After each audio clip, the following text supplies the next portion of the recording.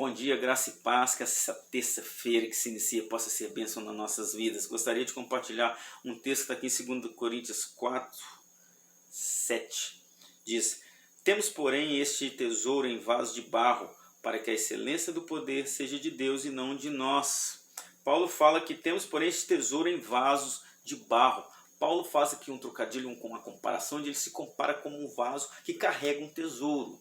Era muito comum essas comparações, essas ilustrações. Cristo também comparou o reino de Deus como um tesouro escondido num campo, que alguém, sabendo daquele tesouro, vai lá e compra todo aquele campo por causa daquele tesouro. Com certeza aquele tesouro estava guardado em um vaso. Era muito comum as pessoas guardarem num vaso porque não tinha banco.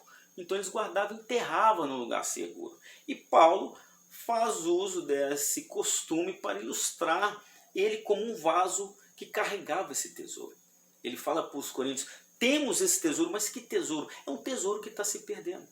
A própria Bíblia vai nos falar que tesouro é esse que Paulo está querendo dizer. No versículo 5 ele diz: por que não nos pregamos a nós mesmos, mas a Cristo Jesus como Senhor? Esse era o tesouro que Paulo estava dizendo, que ele tinha um tesouro, que era o Evangelho de Cristo.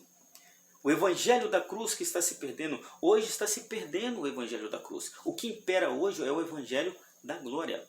Desde 1518, Martinho Lutero, em sua tese, já contradizia esse Evangelho da glória em relação ao Evangelho da cruz. As pessoas hoje pregam o existencialismo, o naturalismo, o eu. É o eu que predomina. Não mais o Evangelho de Cristo, mas é eu. O que eu penso, o que eu falo, o que eu interpreto. O Evangelho de Cristo, ele está se perdendo a cada dia mais. Esse tesouro está se perdendo cada dia mais. As pessoas têm buscado tesouro em todo outro lugar, em vários lugares, menos no Evangelho de Cristo. Paulo está querendo dizer aqui para nós, amados e amigos, que o verdadeiro tesouro é o Evangelho de Cristo. Não é o Evangelho segundo eu penso, não é o Evangelho segundo o Beltrano, o Ciclano pensa, mas é o Evangelho de Cristo.